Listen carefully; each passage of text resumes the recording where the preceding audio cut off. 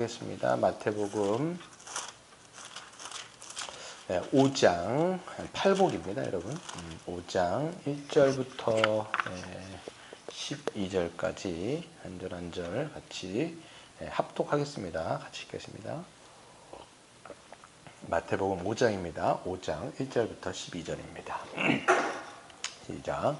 예수께서 무리를 보시고 산에 올라가 앉으시니 제자들이 나온지라 입을 열어 가르쳐 이르시되 심령이 가난한 자는 복이 있나니 천국이 그들의 것이미요 애통하는 자는 복이 있나니 그들이 위로를 받을 것이미요 온유한 자는 복이 있나니 그들이 땅을 기업으로 받을 것이미요 의에 줄이고 목마른 자는 복이 있나니 그들이 배부를 것이미요 긍휼히 여기는 자는 복이 있나니 그들이 긍휼히 여김을 받을 것이미요 마음이 청결한 자는 복이 있나니 그들이 하나님을 볼 것이미요 화평하게 하는 자는 복이 있나니 그들이 하나님의 아들이라 일컬음을 받을 것이미요 의를 위하여 박해를 받은 자는 복이 있나니 천국이 그들의 것임이라 나로 말미암아 너희를 욕하고 박해하고 거짓으로 너희를 간말을 할 때에는 너희에게 복이 있나니 기뻐하고 즐거워하라 하늘에서 너희의 상이 큼이라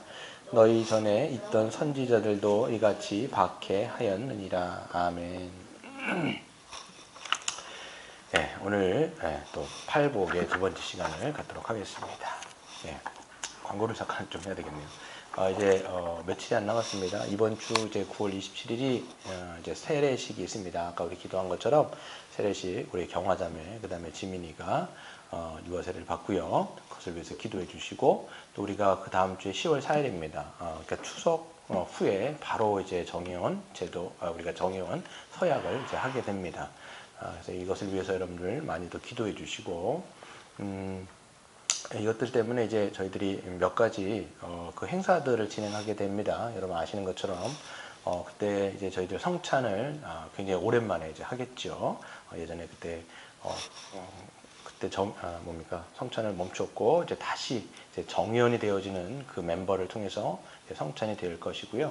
그 다음에 뭐 영상 같은 것들을 지금 만들고 있습니다. 여러분 이제 밴드에 보시면 지영 집사님이 여러분 그 광고를 올려주셨는데 그 뭐 이렇게 영상을 굉장히 짧은 거예요. 정의원이란 무엇이냐, 뭐 이거에 대해서 이렇게 답을 하는 그런 것이 있는데 그런 거를 이제 빨리빨리 내주셔야 돼요. 빨리빨리 내주셔야 또 지영 집사님이 편집을 해갖고 그 영상을 만들기 때문에 그런 것들을 빨리 해서 내어주시면 감사하겠습니다. 예. 팔복 같이 우리 나누도록 하겠습니다.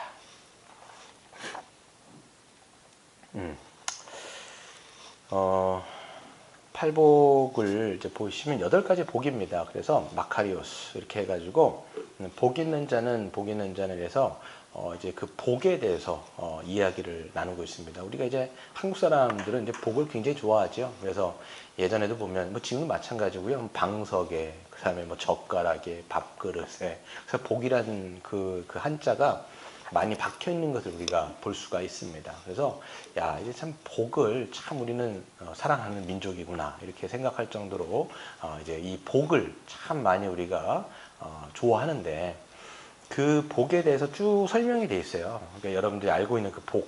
근데 보시면 우리가 이제 일반적으로 생각하는 그런 복하고는 전혀 이제 반대되어지는 복입니다. 왜 그러냐면 하나님 나라의 복이기 때문에 그렇죠. 그래서 세상에서 추구하는 복과 하나님 나라에서 추구하는 복은 전혀 다른 양상입니다. 거의 정반대라고 보셔도 무리가 없습니다. 그래서 팔복을 보시면 이제 이게 하나님 나라에 속한 복이기 때문에 세상에서 봤을 때는 야 이게 복이야 과연? 이게 무슨 복이야? 이렇게 말할 정도의 어떤 내용들을 이제 구성을 하고 있죠. 근데 이게 왜 복이냐? 왜 8가지 복이냐라고 이제 쭉 설명을 해드렸던 건데요. 이 팔복은요, 설명을 앞에서 드린 것처럼 이렇게 행하는 자에게 복이 있다라고 했을 때 어떤 조건으로 제시되어지는 것이라기보다는 그래서 심령이 가난해야지 복이 있다고 그랬구나. 그럼 내가 심령이 가난해져야지 이렇게 되는 게 아니라는 거예요. 또 여기서 애통한 자는 복이 있다라고 했을 때 그래? 내가 심령이 애통해야지 이렇게 할 수가 없는 내용들이라는 거예요. 그래서 그래서 이거는 내가 이렇게 해야지. 여러분 결심 한번 해보세요. 심령이 가난해지시는지. 안 그렇다고요. 다 이거는 지금 이미 은혜 받은 자들의 상태를 얘기하는 거예요. 하나님의 은혜가 주어지고 성령으로 우리가 거듭나게 되어지면 이런 이제 상태들이 된다는 얘기예요. 그래서 이거를 좀 정리를 하면 하나님 나라 백성이 하나님 나라에 이미 들어간 자들의 상태를 얘기하는 거일 뿐만 아니라, 그렇기 때문에 하나님 나라에 들어간 자들은 이런 상태예요.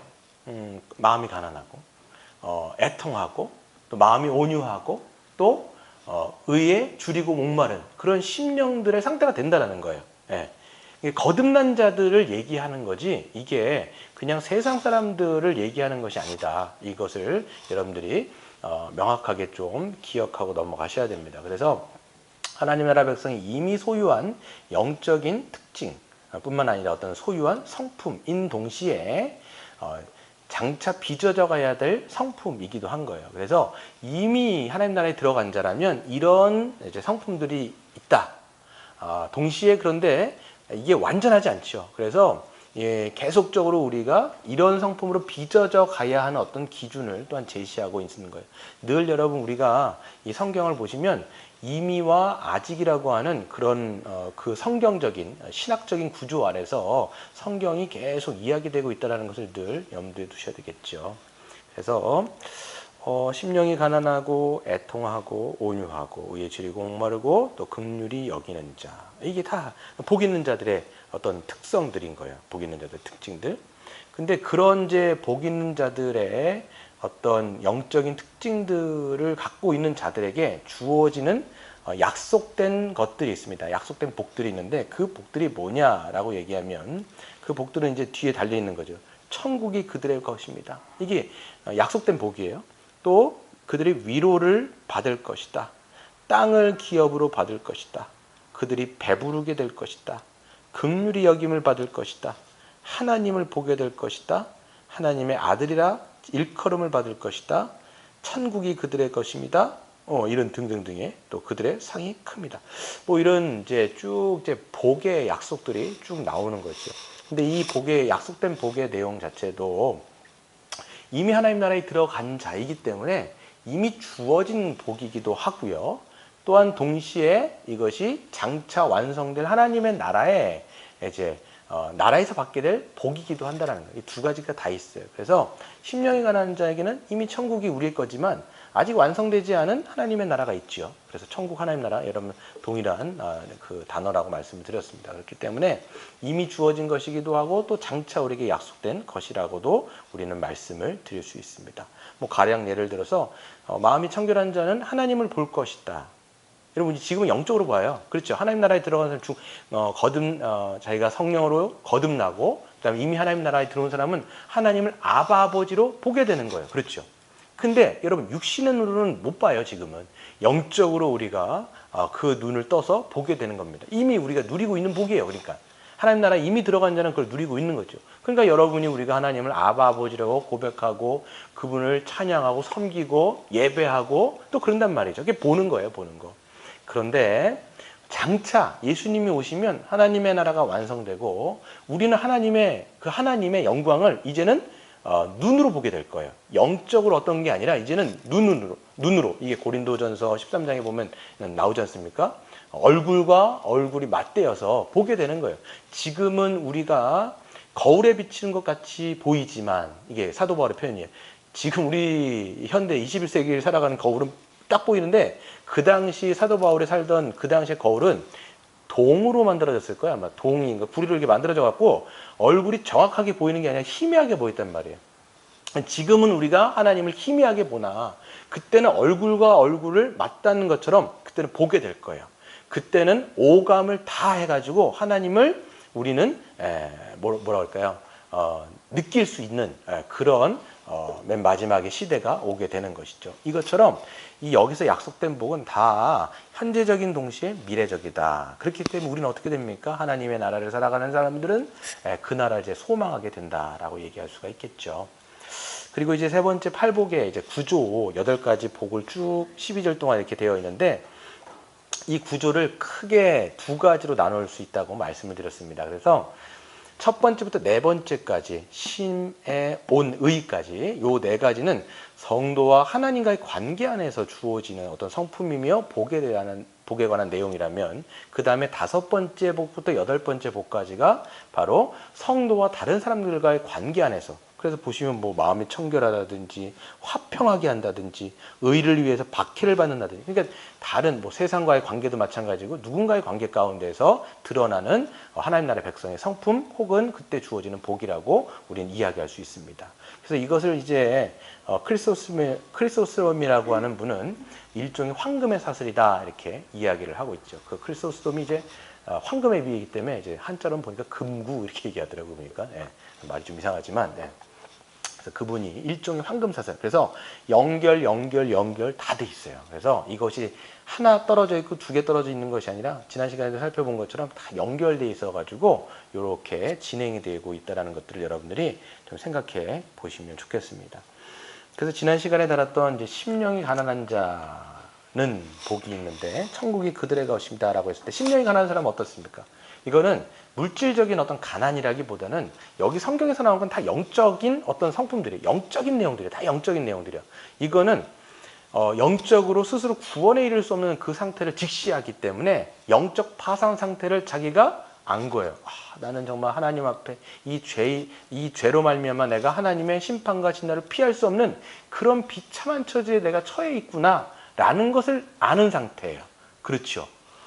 그렇기 때문에 다른 것을 의지하는 것이 아니라 하나님을 의지하고 하나님만 신뢰하는 그런 상태가 바로 심령이 가난한 자.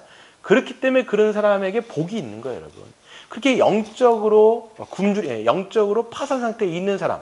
그러니까 우리로 말하면 가난한 사람이 어떻게 복이 있냐 이렇게 얘기하는데, 하나님 나라에 들어가려면 영적으로 가난해야 돼요. 그래서 반대가 뭐라고요? 영적으로 배부른 거예요.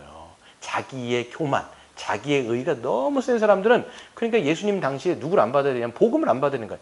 예수를 받아들일 필요가 없어요. 서기관들, 바리새인들 오히려 자기의 의가 너무 충만하다 보니까 자기의 의를 찌르는 그 예수님을 나중에는 십자가의 못을 박아버리는 그런 이제 분노가 일어나는 것이죠. 그래서 심령이 가난한 사람에게 복이 있는 거예요. 하나님 나라에 들어간 사람이 심령이 가난한 사람이에요. 왜? 내 처지를 아니까. 나는 정말 나의 이 죄와 허물로 말미암아 하나님 앞에 내가 진노의 자녀이구나. 나는 그냥 구원받을 만한 자격도 없고 구원받을 수 있는 길도 없구나. 그렇기 때문에 그리스도를 영접하는 그 상태 얼마나 복됩니까, 여러분? 그 상태를 이야기한다라고 말씀을 드렸고요. 두 번째는 이제 애통한 자는 복이 있다라고 얘기했을 때 그들이 이제 위로를 받을 것입니다라고 말씀하고 있는데, 그렇습니다. 자신의 죄로 인해서 영적 파산 상태를 인정하는 사람들, 직시하는 사람들은 당연히 자기의 죄에 대해서 하나님 앞에서 자기가 불순종한 그 죄에 대해서 어떻게 할까요? 애통하는 상태가 되는 거예요. 그렇죠? 그러니까 연결이 된다고요, 지금. 심령이 가난하여지고 그 죄로 말미암아 그 자기 죄에 대해서 애통하는 거죠. 그러니까 앞에 있는 것을 스토트 목사님이 이거를 고백하는 내용, 그렇죠? 인정하는 거라면 이거는 아예 감정적으로도 통회하고 자복하고 회개하는 상태가 되는 것입니다. 그렇기 때문에 그 애통하는 것, 그러니까 우리로 말하면 슬퍼하는 자는 복이 있다 이렇게 얘기하는 게 말이 안 맞잖아요. 근데 성경은 이에 대해서 얘기하는 거예요. 그 자기의 죄에서 애통하는 자는 이제 복이 있는 것이죠. 그래서 죄로 인해서 애통하는 자는 이제 하늘의 위로를 받게 되는 것입니다. 어떤 위로가 있습니까? 바로 죄를 덮어주시는, 죄를 용서하여 주셔서 죄가 사함을 받는 은총을 우리가 경험하게 되는 거예요. 그렇죠? 그래서 심령이 가난했던 그 상태, 그래서 애통해갖고 우리가 하나님 앞에 회개하며 믿음으로 그리스도를 붙들었던, 그랬을 때 하나님의 죄의 용서의 은혜 뿐만 아니라 그 죄를 이길 수 있도록 하시는 하늘의 은혜를 경험하게 되어지는 것이기 때문에 이것이 우리에게는 복이다라고 이야기할 수 있는 겁니다. 그런데 이 애통은요, 한 번으로 끝나는 게 아니에요. 우리의 삶 가운데는 그렇기 때문에 계속 애통이라는 게 있어요. 왜? 우리 죄가 사실 안 끊어지거든요. 이미 그리스도께서 우리를 죄 용서하셨지만 또 어떤 죄들에 대해서는 우리가 연약함 때문에 넘어지기도 하고 자빠지기도 하죠. 그럴 때마다 우리가 계속적으로 하나님 앞에서 가지고 가는 게 뭐냐면 애통이에요. 지금 이 시대는 애통이 점점 사라지고 있습니다. 기뻐하라, 계속 그냥 웃어라, 그냥 기쁨으로만 자꾸만 이게 추구하게 만드는데 전혀 기독교는요 그렇진 않습니다.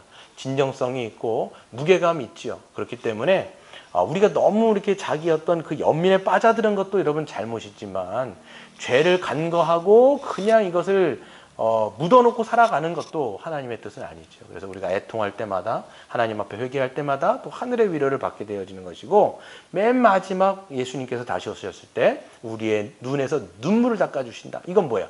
완전히 이제는 끝나는 거예요. 우리의 죄가 끝이 나고 이제는 새하늘과 새 땅에 들어가서 이제는 이제 하나님과 영원토록 살아가게 되는 것들을 우리가 소망하게 되어지는 것이 이제 신자의 이제 모습인 것입니다. 이제 오늘 이제 하게 될 것은 두 가지인데요. 세 번째 가 뭐죠? 온유한 자는 복이 있나니라고 5절에 되어 있습니다. 온유한 자는 복이 있나니 그들이 땅을 기업으로 받을 것이미요라고 말씀하고 있죠. 그래서 온유한 자, 이 온유하다라고 하는 것은 프라우스라고 하는 뜻인데 이것은 뭐냐면 이 온유하다라는 게 뭘까요? 어떤 뜻이 있을까요? 온유하다. 여러 가지 뭐 뜻이겠죠. 온유하다. 온유하고 할 때 이거는 자신을 내세우거나 권리를 주장하지 않으며 먼저 타인을 고려하고 그 권리를 존중하는 자다. 그래서 온유하다라고 하는 것은 다른 사람, 내 권리를 주장하고 막 이런 거죠. 이거보다는 다른 사람의 권리를 생각하고 그 사람을 위해서 자기의 권리를 포기하는 것. 그게 우리 주님의 모습이었죠.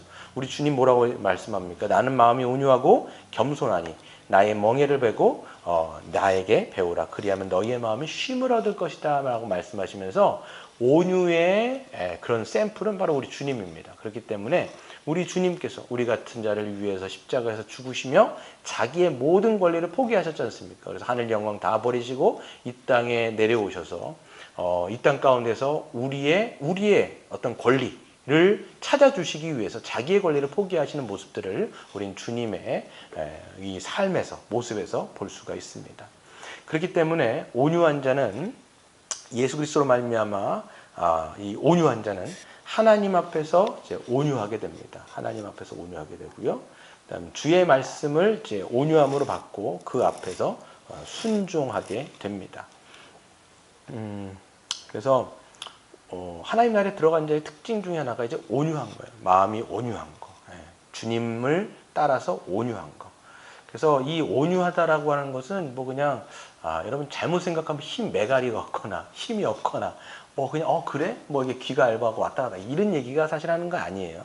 그래서 온유는 하나님 앞에서 온유하면 어떻게 드러나냐면 강직한데 그 온유가 하나님의 말씀에서 자기를 꺾는 걸로 드러나요. 여러분 이거 잘 기억하셔야 돼요. 온유라고 해가지고 뭐 이렇게 해갖고 막 이렇게 가볍게 이렇게 하는 게 아니에요. 이랬다가 저랬다가 이게 아니라 그 온유함이라고 하는 것은 굉장히 강한 거예요. 어떻게 보면 내면의 강함인데요. 그래서 하나님 앞에서는 그 말씀이 딱 주어지면 그 말씀 앞에서 자기를 꺾고 하나님 앞에서 무릎을 꿇고 순종하는 거. 이게 온유인 거예요. 이게 얼마나 강한 겁니까, 여러분? 보면 우리가 얼핏 보면 세상 사람들 온유, 그럼 되게 약해 보이는 건데 이거 실질적으로 강한 거예요, 이게. 하나님 앞에서 순종하는 거죠. 그리고 또한 이 온유한 자는요, 하나님 앞뿐만 아니라 다른 사람들에 대해서도 온유하고 겸손한 태도를 지니게 됩니다. 왜 그러냐면 이제 뒤에도 설명을 하겠지만 여러분 우리가 어떤 자예요? 우리가 어떤 자였습니까? 심령이 가난한 자, 그러니까 영적인 파산 상태, 죄로 인해서 완전히 우리가 비참한 처지에 있던 상태인데 하나님께서 우리를 그냥 값없이 은혜로 우리 같은 자들을 건져내셔서 우리에게 정말 놀라운 은혜를 베풀어 주셨단 말이에요. 그런 자격이 없는 자에게 하나님의 한량없는 은혜를 입게 되었단 말이에요. 그렇기 때문에 우리가 하나님 앞에서 온유할 뿐만 아니라 누군가를 향해서도 우리가 온유하게 대할 수 있는 거예요. 왜? 하나님이 저와 여러분을 온유하게 대하셔서 우리가 지금 생명을 얻고 있지 않습니까? 그렇기 때문에 그 하나님의 긍휼과 온유함을 입은 우리는 다른 사람을 향해서도 우리가 온유한 태도를 견지할 수밖에 없어요. 그렇죠. 이걸 여러분들이 잘 기억을 하셔야 됩니다. 그래서 여러분 보시면 에베소서 4장 2절에도 사도 바울이 뭐라고 얘기합니까? 그러므로 너희가 하나님의 부르신 가운데 합당하게 행하라. 합당하게 행하는 게 뭐예요? 모든 겸손과 온유로 서로 사랑으로 서로 용납하고 그랬어요. 그래서 누군가를 온유하게 대하는 거 있잖아요. 하나님이 나를 그렇게 대한 것처럼 나도 누군가를 온유하게 대하는 거. 그거는 이제 하나님 나라의 백성이라면 당연한 거예요. 당연한 거. 그럴 수밖에 없다라고 여러분 얘기할 수가 있죠. 그래서 4번의 방가로 2번을 보시면 앞에 팔복과의 연결성을 좀 보시면, 그래서 자신의 영적인 가난함을 알고 자신의 죄로 인해서 애통하는 자, 그래서 하나님과 다른 사람에게 온유한 태도를 지니게 되지요. 그래서 오직 죄로 인해서 비참했던 자였지만, 그렇죠, 우리가 그런 자였잖아요. 근데 주의 은혜로 존귀한 신분을 얻었습니다. 복을 누리게 되었어요. 값없이 은혜를 누리는 자가 어찌 다른 사람을 함부로 우리가 막 대할 수가 있겠냐고요. 우리 때문에 예수님께서 낮아지시고 십자가에 죽으셔서 우리가 이제는 그런 존귀한 그런 권한을, 권리를, 그런 자격을, 그런 신분을 얻게 되었더라면 다른 사람을 향해서 우리가 어찌 그냥 막 함부로 내 권리를 위해서 다른 사람들 막 누를 수가 있냐라는 거예요. 막 욱하고 화내고 그럴 자격이 우리는 없어요. 네, 그렇죠? 그렇기 때문에 여러분, 진짜 온유는요, 어디서 나오는 거냐면 하나님의, 그렇기 때문에 은혜를 경험한 자에게서 자연적으로 흘러나오는 게 온유한 성품이에요. 그렇죠? 자격 없는 나 같은 자를 하나님이 구원해 주셨다고 감사하다. 그렇기 때문에 다른 사람들을 보면서도 우리가 그렇게 인내하며 온유하게 대하는 것은 너무나 성도의 마땅한 본분이다, 이렇게 얘기합니다. 그런데 이제 로이드 조스 목사님은 참 좀 재미있는, 어떻게 보면 이제 좀 뭐라 할까요? 위트 있는 이야기를 했는데, 이건 사실 우리의 어떤 허를 찔르는 얘기입니다. 제가 박스 처리를 해놨는데 읽어볼게요. 하나님 앞에서는 자신에게 솔직해져서 우리가 하나님 보시기에 죄인임을 인정하는 것은 비교적 쉽다. 예. 하지만 다른 사람들이 나에 대해서 그렇게 말하도록 허용하는 것은 얼마나 어려운가. 이게 무슨 말이냐면, 우리가 하나님 앞에서는 그냥 주님, 저는 죄인입니다, 이렇게 이게 고백하는 거는 굉장히 쉬울 수 있습니다. 그렇잖아요. 우리가 여러분, 그냥 우리가 신앙 고백하면서도, 기도하면서도 주님, 저 한 주간 뭐 자기가 아니까, 자기 삶을 아니까 저는 죄인입니다, 이렇게 대표 기도도 하시고 막 하잖아요. 그러니까 그렇게 고백하는 건 쉬운데, 남이 여러분에게 와갖고 그렇지, 너는 죄인이야, 넌 가련하고 비참한 죄인이야, 이렇게 이야기하면 거기서 그냥 그렇지, 난 죄인이야 라고 할 사람은 거의 없다라는 거예요.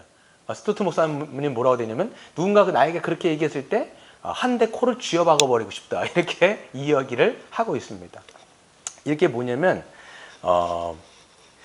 그래서 로이드 존스 목사님은 참으로 온유한 사람이라는 게 뭐냐면, 하나님과 사람이 자기를 그렇게 좋게 생각해 줄 수 있고 그렇게 잘 대해 줄 수 있다는 거에 대해서 참으로 놀라는 사람이에요.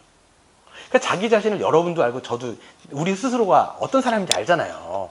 여러분 스스로 알잖아요. 저도 알고요.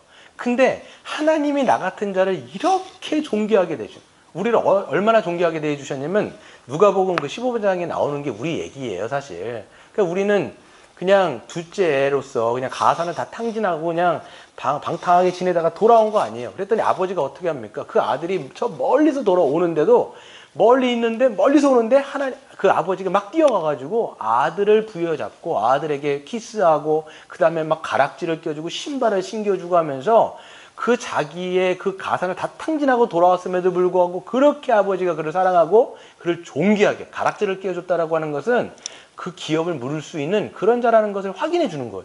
어떻게 그런 자에게 그 아버지가 그렇게 대해줄 수 있냐라는 거예요. 마찬가지로 우리가 그런 자인데도 불구하고 하나님 어떻게 우리를 그렇게, 정말 그렇게 아들처럼 대해주시냐라는 거예요. 말도 안 된다라는 거예요. 그런데 그런 걸 우리가 생각할 때 하나님과 다른 사람이 우리를 그렇게 인정해주고 좋게 대해주는 것을 보면서 참으로 놀라는 사람, 그렇잖아요. 내가 나를 알기 때문에, 그렇죠? 내가 나를 알기 때문에 다른 사람이 나를 인정해줘. 좀 목회자라기 때문에 또 막 이렇게 인정도 해주고 높여도 주고 막 한단 말이에요. 하나님이 제가 저를 알지 않습니까? 내가 이런 대접을 받을 사람이 아닌데, 이런 것을 우리가 안단 말이에요.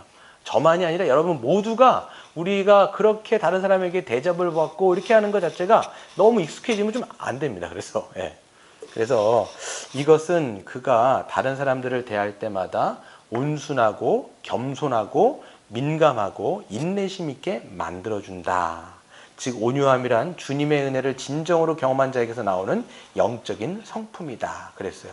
그러니까 하나님이 나에게 그렇게 대해 주셨기 때문에 나도 누군가에게 당연히 온유함으로 대해 주는 것은 너무나 지극히 당연한 거다라고 얘기할 수 있습니다.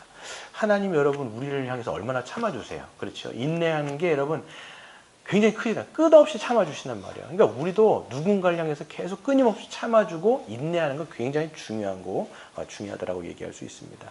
그리고 여러분, 제가 생각할 때 우리가 제가 존경하는 목사님이 늘 이런 얘기를 하세요. 하시면서 성도들한테도 이렇게 얘기하신대요. 우리가 자기가 때로는 이제 무시당할 때가 있잖아요. 자존심이 상할 때가 있고 그럴 때마다 기억하라. 우리는 무시당해도 싸다. 이런 이거를 늘 기억하고 또 성도들에게도 암기하고 또 그런 일들이 벌어질 때마다 아 그렇지 무시당해도 싸지. 때로는 이렇게 우리가 생각하는 것이 참 중요한 것 같아요. 그래서 너무 우리가 대접받고 대우받는 거에 익숙해지면 조금이라도 누가 자기에게 뭐라고 얘기하면 확 해가지고 이게 분노하고 이게 온유함을 잃어버리는 거예요. 그래서 뒤에 페이지를 보시면 우리가 이제 온유한 성품을 갖고 있는지를 한번 살펴볼 필요가 있어요. 난 정말 온유한 성품을 갖고 있는가? 온유한 거의 반대가 뭐겠어요? 화 잘 내고 욱하고 막 그냥 뭐 맞받아 쳐버린다거나 막 그런단 말이에요. 온유함을 잃어요. 그러니까 늘 우리가 좀 온유함을 가지면 좋겠는데 저도 마찬가지고요. 이 온유함을 잃어버릴 때, 우리의 평정심을 잃어버릴 때가 언제일까요? 네. 대부분 보면 누가 나를 자존심을 상하게 했을 때, 이 자존심에 스크래치를 나게 하면 견딜 수가 없는 거예요. 누가 한마디를 툭 던졌어요. 이게 물론 이제 뭐 공격적으로 얘기할 수도 있고 아니면 그 사람도 그냥 잘못 그냥 뭐라 그럴까요? 생각 없이 얘기했을 수 있단 말이에요. 근데 그게 내 자존심을 상하게 해요. 그럼 우리는 어떻게 합니까? 대부분 그 즉시로 받아쳐가지고 보복을 해버리는 거예요. 그냥 넘어갈 수도 있는데 그게 아니라 나에게 자존심 상하게 했다면 너는 이제 더 크게 돌려주는 거죠. 그러니까 이에는 이, 눈에는 눈. 그러니까 내가 5대 맞았으면 10대를 내가 더 때려주는 거예요. 그래갖고 그 보복을 해버릴 때 이 온유함이 이제 상실이 되어집니다. 그렇기 때문에 이런 것들을 좀 기억하셔야 돼요. 우리 온유함을 나에게 잃어버리게 만드는 걸 뭘까? 내 성격을, 내 성품을 보니까 나의 어떤 그런 것들을 또 뭐가 있냐면 이제 누군가에게 이제 권면을 제가 잘못 쳤네요. 권면을 두 번 쳤네. 권면이나 이제 지적을 받았을 때, 이거 쉽지 않습니다. 이게 세상에서 모르겠지만 이제 교회 안에서 먼저 우리가 예를 들어볼게요. 교회 안에서 우리가 누군가가 나에게 딱 이렇게 얘기를 했을 때가 있어요. 이게 막 얘기가 아니라 사랑으로 권면할 수 있잖아요. 왜 그러냐면 교회는 어떤 공동체냐면 서로 피차 가르치며 권면하는 공동체예요. 그렇기 때문에 제가 목사를 할지라도 누군가가 정말 진정성 있게 저에게 와가지고 어떤 이게 이제 뭐라 그럴까요? 문제가 되는 행동을 했을 때 얘기를 해주는 거죠. 왜냐하면 다른 데 가갖고 그게 죄가 되어질 만약에 누군가에게 상처를 주는 말로 계속 내가 한다라면 그거는 누군가 좀 바로잡아줄 필요가 있는 거죠. 그렇기 때문에 이거는 제가 목사라도 누군가가 와갖고 얘기하면 그건 전 들어야 되는 거예요. 마찬가지예요. 이게 다 얘기해 주는 거예요. 그래서 피차 가르치며 권면한다라고 얘기했을 때 이런 것이 교회를 건강하게 세웁니다. 제가 이제 정의원을 이제 세울 때 생각해 보면 이제 정의원이라고 하는 것은 우리가 교회로서 살아가는 공동체가 더 우리가 교회로서 살아가자고 이런 걸 하게 되는 거예요. 그러면 교회로서 살아가다 보면 이게 어떻게 되냐면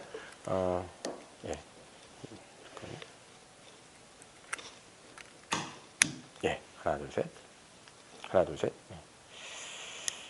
되지? 하나 둘 셋 이걸 들고 해야 되나? 한 번만 꺼주세요. 잠깐만 이거 좀 다시 켜볼게.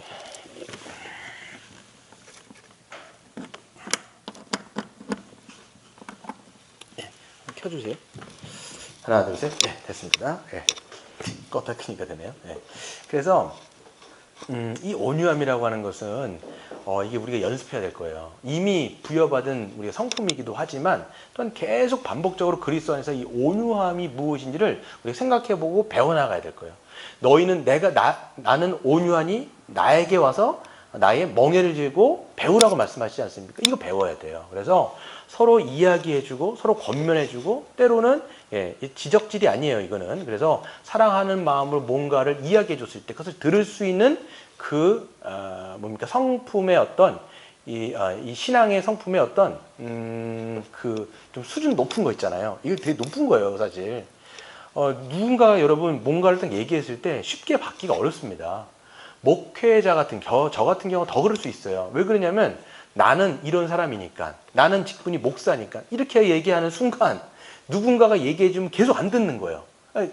또 여러분 담임 목사가 돼버리면 누군가 와고 얘기를 사실 하기가 어렵잖아요. 그렇지 않습니까? 담임 목사님 요즘에 기도 좀 잘 안 하시는 것 같은데 좀 정신 차려야 되지 않습니까? 이러면 안 한단 말이에요. 그렇잖아요. 속으로는 할지는 모르겠지만 안 한단 말이에요. 그러니까 목회자도 그런 걸 듣고 또 생각을 하고 아 그렇구나 내가 이런 부분에 대해서는 잘못이 있고 이런 거에서 사과해야 되겠구나 이런 것들을 내가 좀 고쳐야 되겠구나 이렇게 저도 마음을 먹을 수 있거든요. 저뿐만 아니라 여러분도 마찬가지입니다. 그래서 우리 교회 공동체가 피상적인 관계를 걷어가고 이제는 더욱더 긴밀한 관계, 친밀한 관계, 서로가 존중하는 관계가 되고 더 사랑하는 관계가 된다는 건 뭐냐면 이런 것까지도 같이 이야기해 줄 수 있어야 돼요. 그게 진짜 건강한 공동체일 뿐만 아니라 수준이 높은 공동체인 거예요. 그게 건강한 공동체예요. 신앙의 성품이 정말 예수를 닮아가는 공동체거든요. 근데 이제 이게 안 돼 있으면 뭘 얘기할 수가 없어요. 막 얘기하면 막 화내버리고 싸우자는 얘기인가 막 이렇게 하면서 서로 막 갈등을 빚는데 이건 이제 수준이 떨어지는 거죠. 이 어떤 신앙의 어떤 어른이 못 돼 있는 거예요. 그래서 이런 것을 계속 우리가 그리스도 안에서 연습하고 또 이렇게 자라갔으면 좋겠습니다. 그래서 이 온유함이라고 얘기할 때 이제 그 약속되어진 복이 뭐냐면 땅을 기업으로 받을 것이다라고 이야기를 합니다. 땅을 기업으로 받는다라고 얘기했을 때 온유한 자가 땅을 기업으로 받는다고 이렇게 우리 좀 생각할 수 있죠. 드는 생각은 뭐냐면 온유하게 하면 무시당한다고 생각합니다. 그렇잖아요. 당신 먼저 이렇게 당신의 어떤 그 상대방의 어떤 것들을 먼저 생각해주고 나의 어떤 권리를 땐 포기하고 이렇게 하면 무시당하거나 함부로 취급받는다는 생각을 하게 됩니다. 왜 그러냐면 세상은 강한 자가 생존하기 때문에 사람들을 대할 때 오히려 온유하게 대할 때보다 여러분 직장 같은 데 보세요. 뭐 이렇게 온유하게 대할 때보다는 어떤 게 더 먹힐까 생각해 보면 더 세게 강압적으로 해가지고 상대방을 제압해 버리는 거잖아요. 이런 게 세상의 원리인 거예요. 사람을 대할 때 그냥 대부분 그냥 그게 우리도 그러니까 세상의 직장 생활을 많이 하게 되어지면 이런 거에 익숙할 수 있는데 자기가 좀 생각해야 돼요. 나 그리스도인으로서 그리스도의 성품, 이 온유한 자에게 복이 있다. 온유한 자에게 하나님께서 하나님 나라의 그 땅을 기업으로 주신다라는 걸 생각할 때 세상 원리로 살아갈 거냐 아니면 하나님 나라의 원리로서 온유함을 내가 가지고 살아갈 것이냐 이거를 우리가 날마다 결단하고 날마다 믿음으로 살아가는 게 뭔지를 생각해 봐야 되겠죠. 여러분 세상에서 여러분 직장 생활하는데 막 이렇게 좀 온유하게 대하면 막 밑에 사람 기어 오를 수 있어요. 그렇잖아요. 야쁜단 말이에요. 아, 저 사람 아이고 말 뭐 이렇게 하는 이제 생각이 있기 때문에 확 더 오히려 잡아버린단 말이죠. 어떤 분하고 이렇게 막 악수를 이제 예전에 전도사 때인가 했는데 그분이 이제 악수를 슬쩍 보통 이게 예의상 이게 하고 이제 하는 건데 제 손을 꽉 쥐는 거예요. 엄청 꽉 쥐는데 뭐 이렇게까지 악수를 세게 하는가 생각해 보면 자기의 어떤 힘, 뭐 이런 것들을 좀 과시하려는 거. 이게 뭐 보면 미국의 트럼프 대통령 같은 경우 보면 상대방이 할 때 이 악수 굉장히 세게 하거든요. 이분이 꽉 해갖고 내가 너보다 강한 나라의 대통령이다. 혹은 너보다 힘이 세다라는 것을 약간 어떤 심리적으로 어필하고 있는 그런 모습인데, 그러니까 우리가요 이 세상을 살아가면서 온유하며 살아가기가 쉽지가 않습니다. 세상의 흐름이 다 그렇어요. 그런데 주님의 약속은 뭐냐면 온유한 자가 땅을 받는다라는 거예요. 근데 여러분 온유하게 우리가 살아갈 때 우리는 현재적으로 주의 통치를 더 누리게 될 것이며 더 큰 영향력들을 가지게 될 거예요. 성경에서 보시면 오히려 온유한 자에게 하나님께서는 더 큰 은혜를 베풀어 주시며 더 그에게 하나님의 그 사명을 감당할 수 있는 영향력들이 더욱더 주어지는 것을 볼 수가 있습니다. 그래서 나중에 보시면 사울과 다윗의 집안인데 사울은 어떤 자였냐면 거의 세상의 어떤 원리로서 세게 나가고 강하게 하고, 하지만 다윗 같은 경우는 하나님에게 순종하면서 오히려 어떤 부분에 있어서는 그러니까 세상에서는 조금 어리석어 보일 수도 있는 그런 인물이었죠. 그럼에도 불구하고 제가 그 사무엘 하 3장 1절에 보시면 사울의 집과 다윗의 집 사이에 전쟁이 오래매 다윗은 점점 강하여 가고 사울의 집은 점점 약하여 가다라고 말씀하고 있습니다.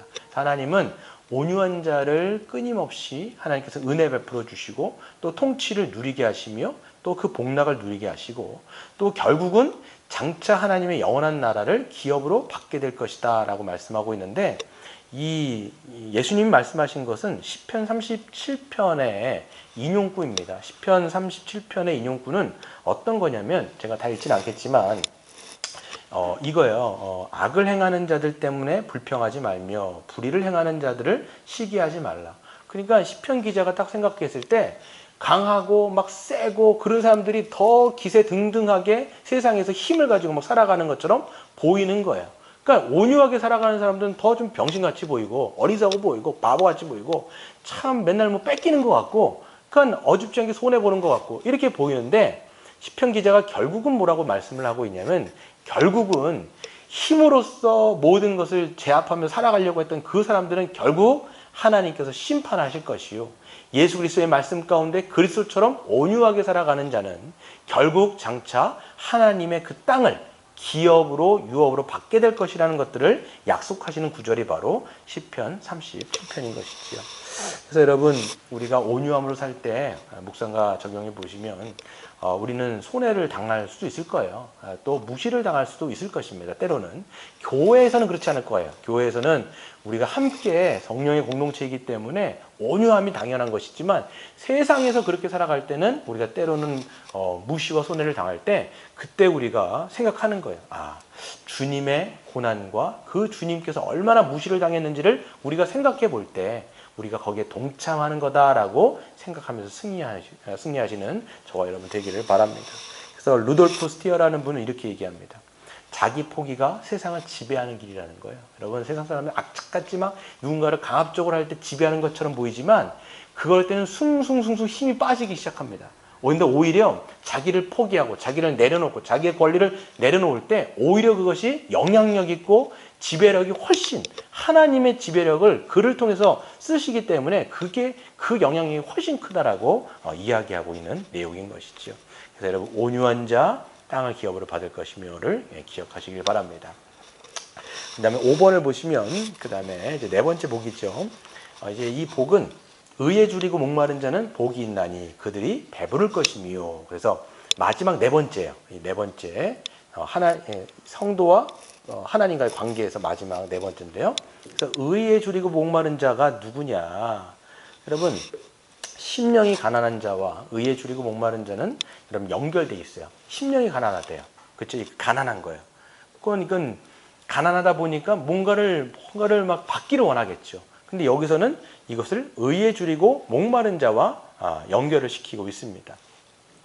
어떤 것의 줄임, 어떤 것의 목마름은 우리의 어떤 존재의 가장 근본적이고 일차적이며 어떤 강렬한 욕구입니다. 여러분, 어떤 거에 대해서 여러분 줄여보셨습니까? 배가 고프고 그 다음에 우리 어떤 목이 마른 상태. 이걸 여러분 시편 42편 1절에 보면 이렇게 돼 있어요. 하나님이여 사슴이 시냇물을 찾기에 갈급한 같이 내 영혼이 주를 찾기에 갈급하나이다. 내 영혼이 하나님 곧 살아계시는 하나님을 갈망하나니 내가 어느 때에 나아가서 하나님의 얼굴을 배울까. 사슴이 시냇물을 갈급함 같이. 이게 뭐냐면, 사슴은 그냥 사슴이 아니라 여기서는 사막에 있는 사슴이에요. 이 사슴이 물을 찾을 때는 굉장히 헐떡이면서 그냥 이리저리 막 찾고 다닙니다.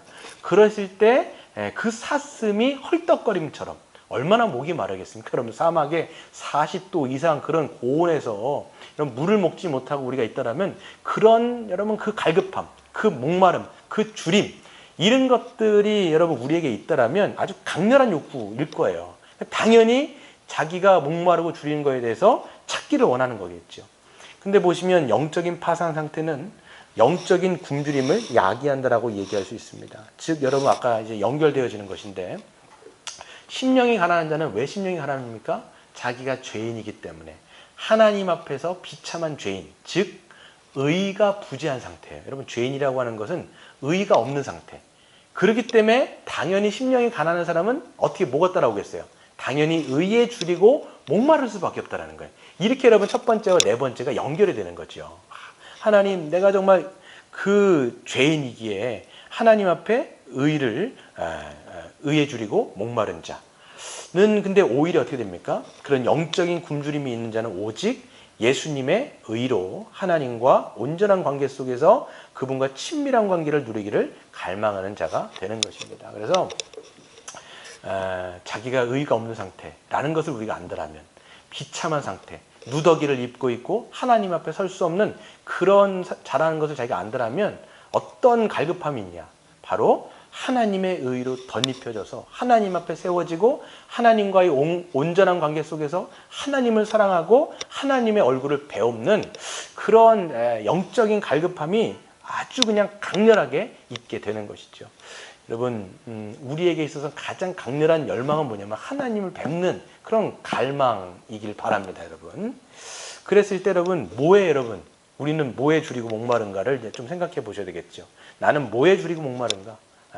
자기가 목마르고 줄인 것, 내가 지금 막 갈망하고 있는 것이 지금 내가 막 소망하고 있는 거거든요. 그것이 하나님의 의에 대해서 내가 갈망하는가? 하나님과의 친밀한 관계 가운데 날마다 하나님을 예배하고 또 성령께서 우리를 인도해 주시며 그래서 하나님의 어떤 인도함 가운데 그 임재를 우리가 갈망하고 있는지 아니면 다른 어떤 것들을 갈망하고 있는지를 좀 생각해 봤으면 좋겠고요. 그 의에 줄이고 목마른 자에게 주어지는 복이 있습니다. 그게 뭐냐면 바로 배부를 거다라는 겁니다. 배부른 거. 당연하지 않겠습니까? 배가 고파요. 그리고 막 목이 마릅니다. 그랬을 때 정말 하나님께서 우리에게 주시는 게 뭐냐면 그때 우리의 배를 채워주시고 우리의 이 목마름을 채워주시는 건데 이게 뭐겠어요? 그냥 어떤 물질적인 것이 아니라 여기서는 영적인 거라고 말씀드렸죠. 바로 의에 줄이고 목말랐기 때문에 하나님께서 우리에게 채워주시는 뭐냐면 하나님의 의로 우리를 덮어주시고 채워주신다라고 얘기합니다. 그래서 그리스도의 의로 말미암아 우리는 배가 부르게 되는 것이죠. 하나님의 의를 간절히 구하는 자는 이제 그리스도의 완전한 의를 덧입게 되어지는 것입니다. 그래서 그분의 의, 한량없는 의가 우리에게 덮어 씌워지는데 사도 바울은 이것을 의라는 표현을 쓰고요. 사도 요한은 뭐라고 이야기하냐면 이것을 이제 생수의 강 얘기하죠. 예수님께서 뭐라고 말씀하세요? 나에게 오라. 값없이 나에게 오면 내가 너희의 배에서 생수의 강이 넘쳐 흘러나올 것이다 라고 말씀하고 있지 않습니까? 여러분 생각해 보세요. 목이 마르고 굶주립니다. 그랬을 때 우리 배에서 생수의 강이 터져 나온다라면 그것이 얼마나 하나님께서 우리에게 배부르게 채워주시는 것이냐. 그게 바로 뭐냐면 그리스도의 의로 말미암아 우리를 덮어주시고 그렇게 하나님 앞에 온전한 자로 세워주신다라고 이야기하고 있는 것이죠.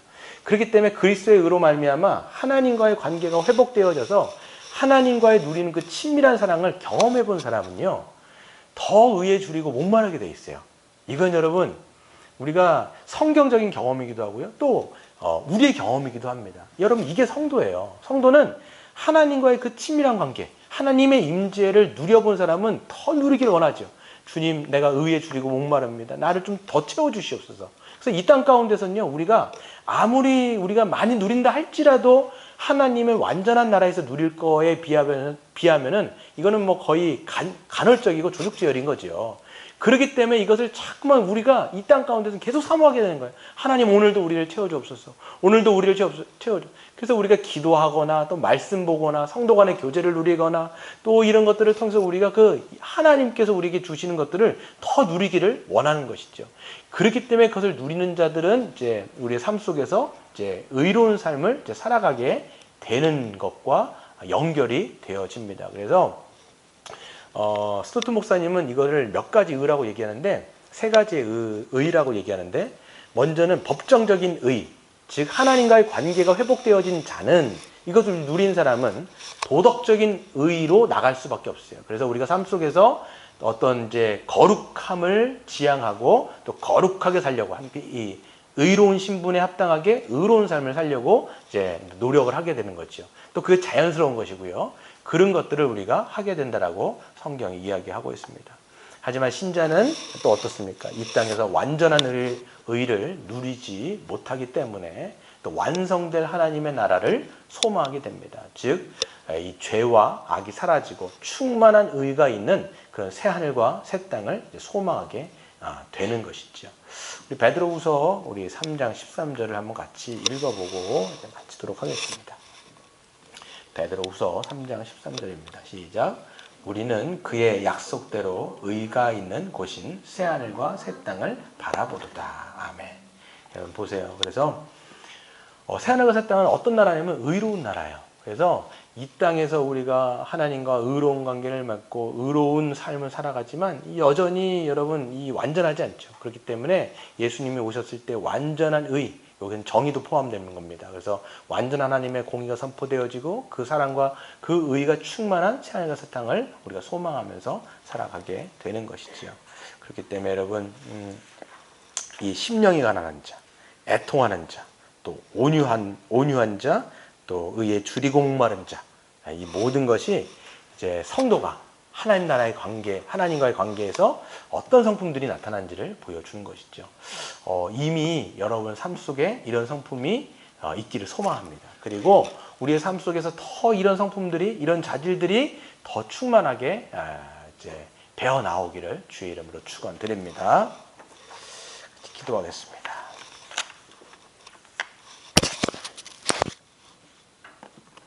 시간 한번 같이 기도할게요.